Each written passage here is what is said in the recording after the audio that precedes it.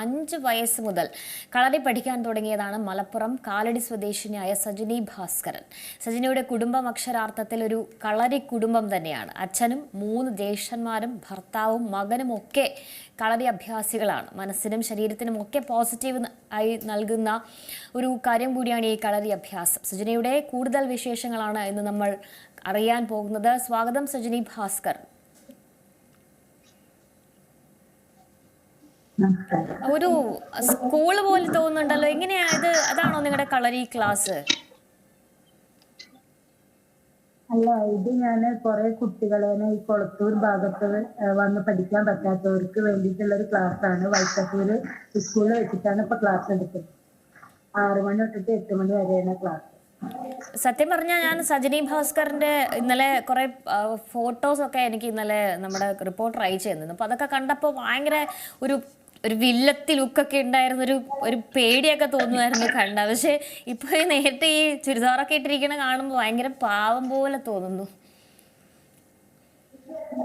കളരി പഠിച്ചാല് നമ്മൾ ആരോഗ്യം ദേഷ്യപ്പെടാനോ അങ്ങനെ ഒന്നും, ചിലർ പല ആൾക്കാരും എന്നോട് ചോദിക്കാറുണ്ട്, എന്താ ഭയങ്കര ഹാർഡാണോ ഭയങ്കര സ്ട്രോങ് ആണോ എന്നൊക്കെ ചോദിക്കാറുണ്ട്. പക്ഷെ പരിചയപ്പെട്ട് കഴിഞ്ഞാൽ പറയാറുണ്ട്, ഇതന്നെ പറയാറ്. ഇല്ല, ഈ നമുക്കൊരു കായികമായിട്ട് ഒരു കഴിവാണല്ലോ ഈ കളരി അഭ്യാസം എന്ന് പറയുമ്പോൾ. ഒരാളെ നേരിടാനൊക്കെ ഒരു ചില ട്രിക്കുകളൊക്കെ നമുക്ക് അറിയുകയും ചെയ്യാം. അപ്പോൾ ഒരു ധൈര്യം മനസ്സിന് വരില്ലേ? അപ്പൊ എങ്ങനെ പാവമായി പോകുന്നത്? അങ്ങനല്ല, നമ്മുടെ സ്വഭാവ രൂപീകരണത്തിനും കളരി പറഞ്ഞ അച്ചടക്കം, ശാരീരികമായിട്ടും മാനസികമായിട്ടും ഒക്കെ ഒരു ഉണർവ് കിട്ടാനൊക്കെ ഉള്ള ഒരു അഭ്യാസ മുറയാണ് കളരിപ്പയറ്റ് എന്ന് പറഞ്ഞിട്ടുണ്ടായിരുന്നത്. ഇത് നമ്മള് എല്ലാവരും ഒരു തെറ്റായ ഒരു ധാരണയാണ് കളരി പഠിക്കുന്നതുകൊണ്ട് മറ്റുള്ളവരെ ഉപദ്രവിക്കാനോ അങ്ങനെയൊക്കെ പോകുന്നുള്ള ഒരു തെറ്റായ ധാരണയാണ്. പക്ഷെ അങ്ങനെയല്ല അത് സത്യത്തില്. നമ്മുടെ മനസ്സിന് അങ്ങനെയുള്ള ഘട്ടങ്ങൾ മാറിപ്പോവാനാണ് ശ്രമിക്കുക. അത്രയും സൗമ്യമായിട്ടുള്ള ഒരു പെരുമാറ്റത്തെയും നമ്മള് കളരി പഠിച്ചുള്ള കുട്ടികളിൽ നിന്നൊക്കെ ഉണ്ടാകും. എങ്ങനെയാണ് സജനി ചെറുപ്പത്തിലേ ഇങ്ങനെയാണ് ഒരു കളരി കുടുംബമാണെന്നൊക്കെ ഉണ്ടായിരുന്നു? അപ്പൊ എങ്ങനെയാണ് ഈ ഒരു കളരിയുമായിട്ട് ഇത്രയും ബന്ധം വന്നത്? ഈ തലമുറകളായി കൈമാറി വന്നതാണോ? എന്റെ അച്ഛൻ പണ്ടത്തെ കൊങ്ങിണി കളരിയായിരുന്നു. അപ്പൊ 3 ഏട്ടന്മാരൊക്കെ കളരി അഭ്യാസം പഠിക്കുന്നുണ്ടായിരുന്നു. അപ്പൊ അവര് വീട്ടിലുണ്ടായാലും അച്ഛന്റെ കീഴിൽ പഠിക്കുമ്പോ അത് ശരിയാവില്ല എന്ന് കരുതിയിട്ട് കാലടി വല്ലഭട്ട കളരി അക്കാദമിയിൽ വിശ്വനാഥൻ ഗുരുക്കളുടെ ശിക്ഷണത്തിലാണ് ഞാൻ കളരി അഭ്യാസമൊക്കെ പഠിച്ചത്. ഈ ഒരുപാട് സ്ത്രീകളൊക്കെ ഇതിലേക്കൊക്കെ കടന്നു വരാറുണ്ടല്ലോ, ഈ കളരി അഭ്യാസം. ഇതൊരു പ്രതിരോധ മാർഗം എന്ന രീതിയിലാണ് ഇപ്പോൾ കൂടുതലും പെൺകുട്ടികളെയൊക്കെ ഇതിൽ അയക്കുന്നത്. അങ്ങനെ തോന്നിയിട്ടുണ്ട്. ഒരു പ്രതിരോധ മാർഗം തന്നെയാണോ നമ്മുടെ ജീവിതത്തിൽ? എപ്പോഴെങ്കിലും നമ്മൾ ഈ കണക്കൊക്കെ പഠിച്ചിട്ട് ലെസ്സാകൂ, കോസ് തീറ്റ സൈൻ തീറ്റ ഒക്കെ പഠിച്ചാൽ എന്തിനാണ് അതൊക്കെ എന്ന് ചോദിക്കാറുണ്ട്. പക്ഷേ കളരി പോലെ ഒരു പ്രയോജനകരമായ ഒരു കാര്യം അത് നമ്മുടെ ജീവിതത്തിൽ എപ്പോഴെങ്കിലും ഒരു തവണയെങ്കിലും സജിനി ഉപയോഗിച്ചിട്ടുണ്ടോ?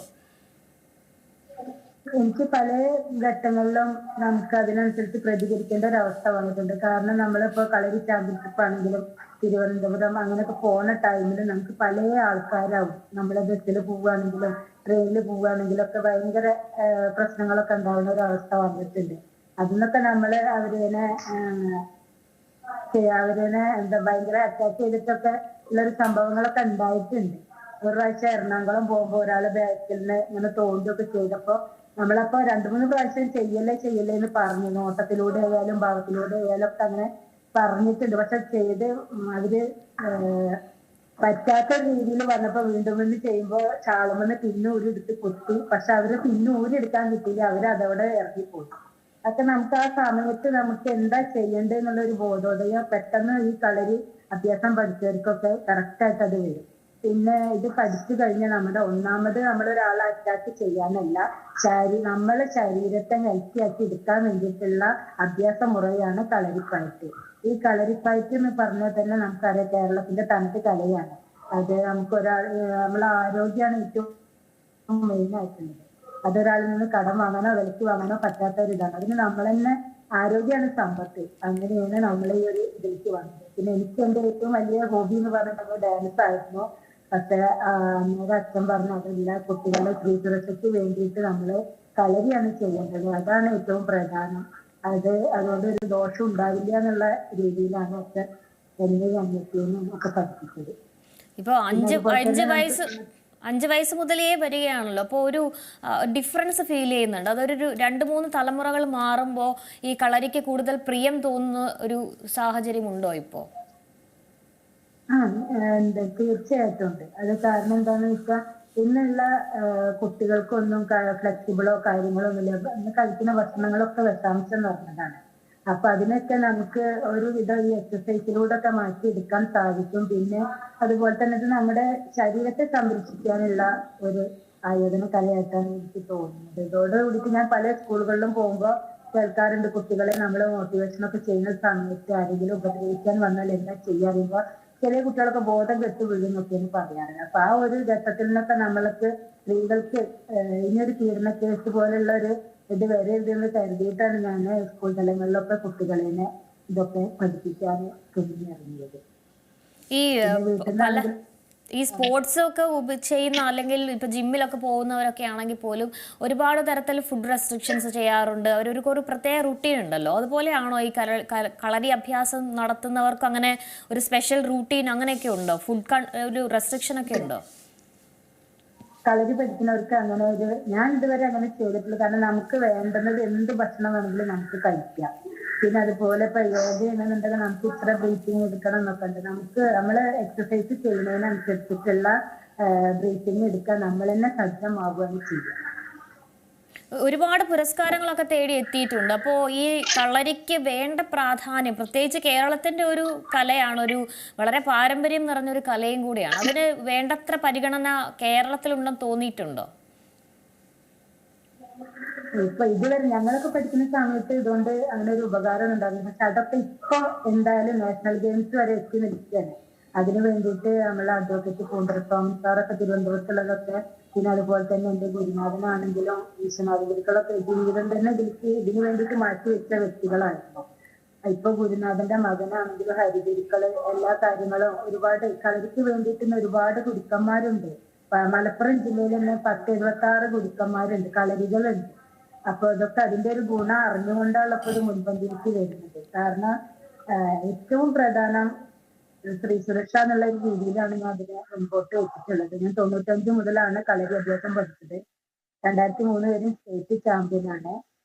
ഇതിനോടകം ഒരുപാട് അവാർഡുകളൊക്കെ നേടിയിട്ട് 4ഓളം വേൾഡ് റെക്കോർഡുകൾ കിട്ടിയിട്ടുണ്ട്. പിന്നെ ഒരു ടോപ്പ് ടാലന്റ് അവാർഡ് കിട്ടിയിട്ടുണ്ട്. പിന്നെ ഭാരത് സർജിന്റെ അവാർഡ് കിട്ടിയിട്ടുണ്ട്. അങ്ങനെ ഒരുപാട് ഒരുപാട് അവാർഡുകളൊക്കെ ലാസ്റ്റ് കിട്ടിയത് ഇപ്പൊ 4-ാം തീയതി നടന്ന ഫോക്ലോർ അവാർഡാണ്.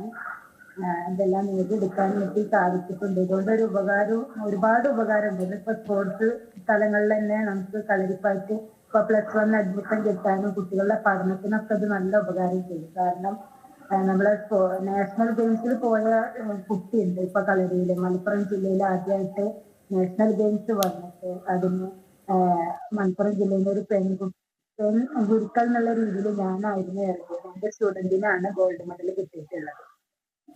അപ്പൊ അതൊക്കെ അവരുടെ ജോലിക്ക് ആയാലും എല്ലാത്തിനും ഗുണം ചെയ്യും. ഈ അച്ഛനും ജ്യേഷ്ഠന്മാരും ഒക്കെ ഓക്കെ, എങ്ങനെയാണ് ഭർത്താവിനെയും ഇതിലേക്ക് കൊണ്ടുവന്നത്? അതോ അങ്ങനെ ഒരാളെ കണ്ടുപിടിച്ചതാണോ? അല്ലല്ല, അത് കളരിയിൽ വന്നിട്ട് അവര് പെണ്ണ് കണ്ടു പോയതാണ്. അങ്ങനെയാണ് സംഭവം. കളരിയിലെ കാരണം ചികിത്സയും കാര്യങ്ങളൊക്കെ ആയിട്ട് ആൾക്കാർ വരുന്നതായിരുന്നു. അപ്പൊ ഞങ്ങള് കരുതിയത് ചികിത്സയ്ക്ക് എന്തിനേലും വന്നതായിരിക്കും. അപ്പൊ ഗുരുനാഥൻ പറഞ്ഞു മോളെ കയറി വരും എന്ന് പറയുകയും ചെയ്ത്. അപ്പൊ നോക്കുമ്പോ അവര് പെണ്ണ് കാണാൻ വേണ്ടിയിട്ടായിരുന്നു വന്നിരുന്നത്. അത് ആലോചിക്കുമ്പോ ഇപ്പോഴാണ് അതൊരു മനസ്സിലേക്ക് ഒരു സങ്കടത്തെ ഒരു സന്തോഷമാക്കിയ ഒരു കാര്യമാണത്. ഞങ്ങളുടെ നാട്ടുകാര് പറഞ്ഞ അന്നൊക്കെ നമ്മള് പെൺകുട്ടികൾ കളരി പഠിക്കുമ്പോ ഭയങ്കര എതിർപ്പായിരുന്നു. ഈ പെൺകുട്ടികൾ എന്തിനും കളരിക്ക് പോകുന്നു എന്നൊക്കെയുള്ള രീതിയിൽ. അപ്പോ ഒരുപാട് കല്യാണ കാര്യങ്ങൾ വരുമ്പോ ഇങ്ങനെ കളരി അഭ്യാസം പഠിച്ചത് കൊണ്ടാണ് മുടങ്ങി പോണത് എന്നുള്ള നാട്ടിൽ നിന്നുള്ളൊരു സംസാരം വന്നപ്പോ അച്ഛന് ഭയങ്കര സങ്കടമായി. അപ്പൊ അങ്ങനെ ഗുരുനാഥനോട് പറയുകയും ഗുരുക്കൾ തന്നെ പറയുകയോ ചെയ്തിട്ടുണ്ട്. കളരി പഠിച്ചതുകൊണ്ട് അങ്ങനത്തെ ഉള്ളൊരു ഗുരുക്കൾ എന്ന് പറഞ്ഞിട്ടുണ്ടെങ്കിൽ നമ്മുടെ മക്കളെ പോലെ ഞങ്ങളതിനൊക്കെ അത്രയും നമ്മുടെ അച്ഛനും അമ്മയുടെയും സ്നേഹം ഒരുമിച്ച് തരുന്ന ഒരു വ്യക്തിയായിരുന്നു. ഇന്നിപ്പോ അങ്ങനെ ലോകത്തൊരു ഗുരുക്കന്മാരെ നമുക്ക് കാണാൻ കഴിയില്ല. അത്രയും ഇതായിരുന്നു. അപ്പൊ അന്നേരമാണ് കളരിയിൽ വന്നിട്ട് ഗുരുക്കള് പറഞ്ഞ വാക്ക് ശരിക്കും അച്ചിട്ടതുപോലെ പറഞ്ഞു. കാരണം അതൊരു സന്തോഷമായി. പിന്നെ നമുക്ക് മനസ്സിനുണങ്ങിയ ഒരാളെ കളരിക്ക് താല്പര്യമുള്ള ഒരാളാണ് വന്നത്. അങ്ങനെ കല്യാണം കഴിഞ്ഞതിന് ശേഷം അദ്ദേഹവും കളരി പഠിക്കാനൊക്കെ തുടങ്ങി. നല്ലൊരു അഭ്യാസം തന്നെയാണ് ഇപ്പൊ അദ്ദേഹം. പിന്നെ മോനിപ്പോ ഇതിലേക്ക് കൊണ്ടുവന്നിട്ടുണ്ട്. ഈ സജനിയുടെ അടവുകൾ പ്രതിരോധിക്കാൻ വേണ്ടിയിട്ടാണോ ഹസ്ബൻഡ് പഠിച്ചത്? അല്ലല്ല, അവർക്കറിയാം അതിന്റെ ഗുണങ്ങളും കാര്യങ്ങളൊക്കെ. അവർക്ക് അറിയുന്നത് കാരണം കൊണ്ട് തന്നെയാണ് ഇതൊക്കെ പഠിച്ചത്. ഈ മകനും ഈ ചെറുപ്പത്തിലെ അത് താല്പര്യം ഉണ്ടായിരുന്നോ? മകനും അങ്ങനെ താല്പര്യം ഉണ്ടായിരുന്നോ? മകന് താല്പര്യം ഉണ്ടായിരുന്നില്ല. ഇപ്പൊ അതിലേക്ക് കൊണ്ടുവരികയാണ്. താല്പര്യം ഉണ്ടായിരുന്നില്ല, ഒറ്റപ്പോ താല്പര്യമുണ്ട്. ഇപ്പൊ ചെയ്യുന്നൊക്കെ കണ്ടിട്ട് അവനിപ്പോ ചാമ്പ്യൻഷിപ്പിനൊക്കെ ഇറങ്ങി തുടങ്ങി. മകൻ എത്രാം ക്ലാസ്സിലാണ്? 10ാം ക്ലാസ്സിലായി. ഓക്കെ. അപ്പം നിന്റെ അമ്മ ഒരു കളരി അഭ്യാസിയാണല്ലോ, നല്ല ഈട് കിട്ടുമല്ലോ എന്നൊക്കെ കമന്റ് ഒക്കെ കേൾക്കുന്നുണ്ടാവൂല്ലേ? അവന് ഭയങ്കര സ്കൂളിലൊക്കെ നല്ല ഹാപ്പിയാണ് ഈ ഒരു കാര്യത്തില്. അമ്മ കളരിയാണ് ഇതില് ഇങ്ങനെ പറയും. ഓരോ പ്രോഗ്രാം ഒക്കെ കാണുമ്പോ അവൻ തന്നെ, ഇപ്പൊ യൂട്യൂബ് ചാനലുണ്ട്, അതൊക്കെ അവൻ തന്നെയാണ് എഡിറ്റ് ചെയ്യാറും കാര്യങ്ങളൊക്കെ. അപ്പൊ അത് അവൻ ഇങ്ങനെ ഷെയർ ചെയ്യുമ്പോഴൊക്കെ ഓരോ കമന്റുകളൊക്കെ ഞാൻ കേൾക്കാറുണ്ട്. ഈ കളരി പഠിച്ചത് കൊണ്ട് ഒരു ഗുണമുണ്ട്. അതായത് ഈ അവള് ബ്ലാക്ക് ബെൽറ്റ് ആണ്, അല്ലെങ്കിൽ അവൻ ബ്ലാക്ക് ബെൽറ്റ് ആണ്, അധികം വർത്താനം പറയാൻ പോകണ്ടെന്ന തരത്തിൽ പോലെ ഈ വഴക്ക് കൂടാൻ വരുന്നതൊക്കെ കുറവാണോ ആളുകൾ? അങ്ങനെ വഴക്കൊന്നും കൂടാറില്ല. ചിലപ്പം കളരി ആയിരിക്കും. അപ്പൊ എന്തെങ്കിലും അറ്റാക്ക് ചെയ്യുന്നുള്ളൊരു ഇതിലാണ് അറിയില്ല. അത് സംഭവം അങ്ങനെ ഒരു വഴക്കിന്റെ ഒരു ഇത് ഉണ്ടായിട്ടില്ല. ഇതിന്റെ ഇടയിൽ കുറെ വ്യത്യസ്തമായ കുറെ കാര്യങ്ങളൊക്കെ ചെയ്തിട്ടുണ്ടല്ലോ. കണ്ണ് കെട്ടി കളരിപ്പയിട്ട്, ഒപ്പം ഈ പച്ചക്കറി കണ്ണ് കാഴ്ച മറച്ചതിന് ശേഷം പച്ചക്കറി സെക്കൻഡുകൾക്കുള്ളിൽ മുറിക്കുക, ഈ അത്തരം സംഭവങ്ങളിലേക്കൊക്കെ എങ്ങനെയാണ് വന്നത്? ആ ഒരു ട്രെയിനിങ് പീരീഡ് ഒക്കെ എങ്ങനെയായിരുന്നു? പെരിന്തൽമണ്ണ നഗരസഭയുടെ കീഴില് കളരി പഠിച്ചിരുന്നു. 3000ഓളം സ്ത്രീകളെ കളരി പഠിപ്പിച്ചിരുന്നു. അപ്പൊ അതിന്റെ പേരിൽ സാന്ത്വനം എന്നുള്ളൊരു പരിപാടി 5ഓളം വേൾഡ് റെക്കോർഡുകൾ അവിടെ നടത്തിയിരുന്നു. അപ്പൊ ആ ഒരു വേൾഡ് റെക്കോർഡുകള് നമുക്ക് പൈസ കൊണ്ട് അവർക്കൊന്നും സഹായിക്കാൻ കഴിയില്ല. അപ്പൊ നമ്മള് ഈ കളരിയിലൂടെ എന്തെങ്കിലുമൊക്കെ സഹായിക്കണം എന്നുള്ളൊരു മനസ്സായിരുന്നു എനിക്ക്. അപ്പൊ അങ്ങനെയാണ് ഞാൻ ഈ കളരി പൈപ്പിലൂടെ ഇത് ചെയ്യാൻ. ഇത് എന്നെ പ്രാപ്തമാക്കിയത്, എന്നെ പഠിപ്പിച്ചത് എന്റെ മൂത്ത സഹോദരനാണ്. സഹോദരന് ഒരുപാട് ആക്ടിവിറ്റി, ഒരുപാട് ടെക്നിക്കുകളും കാര്യങ്ങളൊക്കെ അറിയാം. അത് അദ്ദേഹമാണ് എന്നെ പഠിപ്പിച്ചത്. അപ്പൊ അതിനു വേണ്ടിയിട്ടാണ് നമ്മൾ റിസ്ക് എടുത്തിട്ട് 51 പേരുടെ ശരീരത്തിന്റെ വിവിധ ഭാഗങ്ങളിൽ വെച്ച വെജിറ്റബിൾ കട്ട് ചെയ്തിട്ട് 4ഓളം വേൾഡ് റെക്കോർഡുകൾ, Asia book of record, India book of Europe universal, പിന്നെ അതുപോലെ തന്നെ അറേബ്യൻ ബുക്ക് ഓഫ് റെക്കോർഡൊക്കെ നേടിയെടുക്കാൻ സാധിക്കും. എന്താണ് ഇനി ഈ പുതിയ തലമുറയ്ക്ക് പകർന്നു കൊടുക്കാനുള്ളത് ഈ പുതിയ കളരി അഭ്യാസത്തിലോ, അല്ലെങ്കിൽ എന്തൊക്കെ ഉപദേശങ്ങളാണ് ഇതിലേക്ക് കടന്നു വരാൻ കുട്ടികളോട് പറയാനുള്ളത്? ഇതിലൂടെ പറയാനുള്ളത്, ഇന്ന് എടുത്തു നോക്കിയാൽ കാണാം, ഒരു 50 വയസ്സൊക്കെ ആകുമ്പോഴേക്കും ആൾക്കാർ അറ്റാക്ക് പോലുള്ള അസുഖങ്ങളൊക്കെ വന്നിട്ട് മരിക്കുകയാണ്. ആ ഒരു ഇന്നത്തെ ഭക്ഷണ രീതിയും കാര്യങ്ങളൊക്കെ കൊണ്ടാണ് അങ്ങനെ വരുന്നത്. അപ്പൊ അതൊന്നും ഇല്ലാതിരിക്കാൻ വേണ്ടിയിട്ട് നമ്മൾ ഡെയിലി എക്സസൈസ് ചെയ്യണം. പിന്നെ നമ്മള് പത്രങ്ങളൊക്കെ എടുത്ത് കഴിയുമ്പോൾ നമുക്ക് കാണാൻ സാധിക്കുന്നതാണ് ഓരോ പീഡന കേസുകളെ പ്രതിരോധിക്കാനുള്ള ഒരു ശക്തി ഇല്ലാത്ത കാരണം കൊണ്ട് തന്നെയാണ് അതിനൊക്കെ ഇന്ന് സ്ത്രീകളാണെങ്കിലും പെൺകുട്ടികളാണെങ്കിലും ഇരയാവുന്നത്. അപ്പൊ അതിനൊക്കെ ഒരു വിധം നമ്മളെ ശാരീരികമായിട്ടും മാനസികമായിട്ടൊക്കെ നമ്മൾ എക്സസൈസ് ചെയ്യുന്നതോട് കൂടിയിട്ട് ബ്ലഡ് സർക്കുലേഷൻ ഒക്കെ കറക്റ്റ് ആയിട്ട് വരും. അപ്പൊ നമുക്ക് അത് ആ സമയത്ത് സ്പോട്ടിൽ നമുക്ക് എന്താണ് ചെയ്യേണ്ടത് എന്ന് നമുക്ക് പെട്ടെന്ന് ക്യാച്ച് ചെയ്യാൻ കഴിയും. അതുപോലെ തന്നെ പഠിക്കുന്ന കുട്ടികൾക്കാണെങ്കിലും ബുദ്ധിശക്തി വർദ്ധിക്കാനും ഒരുപാട് കാര്യങ്ങൾ ഒക്കെ അതുകൊണ്ട് ഉപകാരം ചെയ്യും. ഒരുപാട് കുട്ടികളെ നമ്മൾ ഇങ്ങനെ പ്രാപ്തരാക്കി എടുത്തിട്ടുണ്ട്. അവരെ നമ്മൾ ടെസ്റ്റ് ചെയ്തിട്ടും കാര്യങ്ങളൊക്കെ കളരി പഠിപ്പിക്കുന്ന കുട്ടികളെ മാറ്റി നിർത്തിയിട്ടൊക്കെ അതുപോലൊക്കെ റിസർച്ച് ചെയ്ത പോലൊക്കെ പഠിപ്പിച്ചിട്ട് നല്ല മാറ്റമാണ് വന്നിട്ടുള്ളത്. ഒരു പ്രധാനപ്പെട്ട കാര്യം ചോദിക്കാൻ മറന്നുപോയി. ആ പാവമുഖം കണ്ടപ്പോൾ ആ കാര്യം ഞാൻ മറന്നുപോയി. മണികർണിക സിനിമയിലൊക്കെ കളരിപ്പയറ്റത്, അത് എങ്ങനെയാണ് ഒരു സിനിമാ ബന്ധമൊക്കെ വന്നത്? എങ്ങനെയായിരുന്നു അത്? നമുക്ക് കളരിയുടെ ഒരു രംഗം, വാളും പരിചയം പറ്റുന്ന രംഗം ഉണ്ടായിരുന്നു. അപ്പൊ അതിന് നമ്മൾ രാജസ്ഥാനിൽ പോയതായിരുന്നു. അപ്പൊ ഇവിടുന്ന് ജയശാൻ പറഞ്ഞൊരു ആശാനാണ് പറഞ്ഞത്. നമ്മുടെ പത്മശ്രീ മീനാക്ഷി അമ്മയൊക്കെ ഉണ്ടായിരുന്നു ആ ഒരു ഷൂട്ട് ചെയ്യുന്നിടത്ത്. അപ്പൊ അവർക്ക് വയസ്സായില്ല, അപ്പൊ ചാടാനൊന്നും വയ്യ. അപ്പൊ ഞാനും എന്റെ ഫ്രണ്ടും കൂടിയിട്ടാണ് അവരുടെ ആ പോർഷനാണ് ഞങ്ങൾ അതില് ചെയ്ത് തീർത്തത്. ഇഷ്ടമായിരുന്നു അങ്ങനൊക്കെ അഭിനയിക്കാൻ. അപ്പൊ അതുകൊണ്ടൊരു ചാൻസ് കിട്ടിയപ്പോ പെട്ടെന്ന് പോയി. അപ്പം കളരി കാരണം അങ്ങനെ സിനിമയിലും അവസരം കിട്ടിയല്ലേ? ഈ മറ്റ് ഒരുപാട് സംസ്ഥാനങ്ങളിലൊക്കെ പോയി ഈ കളരി അഭ്യാസമൊക്കെ നടത്തിയിട്ടുണ്ടല്ലോ. ഒരു ഡിഫറൻസ് എന്താ തോന്നിയിട്ടുള്ളത്? കേരളം വിട്ടുപോയാൽ ഈ കളരിക്ക് കൂടുതൽ പ്രാധാന്യം ഉണ്ടെന്ന് തോന്നിയിട്ടുണ്ടോ? തീർച്ചയായിട്ടും നമ്മുടെ നാട്ടിൽ അത്ര പ്രാധാന്യം കാണുന്നില്ല. പക്ഷെ പുറം നാട്ടിലൊക്കെ പോയി കഴിഞ്ഞാൽ നമുക്ക് കിട്ടുന്ന ഒരു എന്താ പറയാ, ഇതൊക്കെ ചെയ്യുമ്പോ അവർക്കും ഭയങ്കര ഇൻട്രസ്റ്റ് ആയി, നല്ല സ്വീകരണവും കാര്യങ്ങളൊക്കെ അവര് നന്നായിട്ട് എക്സസൈസ് ചെയ്യുന്ന ആൾക്കാരൊക്കെ. ഇപ്പൊ മണിപ്പൂരൊക്കെ പോയി കഴിഞ്ഞാൽ അവര് ഒരു നേരം നമ്മൾ സ്കൂള് പഠിക്കാൻ തുടങ്ങുന്നതിന്റെ മുന്നേ തന്നെ കുട്ടികൾക്ക് എക്സസൈസ് കൊടുത്തിട്ടാണ് ആ ബോഡി ഫ്ലെക്സിബിൾ ആക്കിയിട്ട് മൈൻഡും ഒക്കെ മനസ്സൊക്കെ ശരിയാക്കിയിട്ടാണ് സ്കൂളിൽ പഠനം തുടങ്ങുന്നത്. അങ്ങനെ പല സ്കൂളിലും കാര്യങ്ങളൊക്കെ നമ്മൾ കണ്ടിട്ടുണ്ട്. അവിടെയൊക്കെ നമ്മൾ നല്ല ഈ ആയോധന കലയ്ക്കൊക്കെ പ്രാധാന്യമുണ്ട്.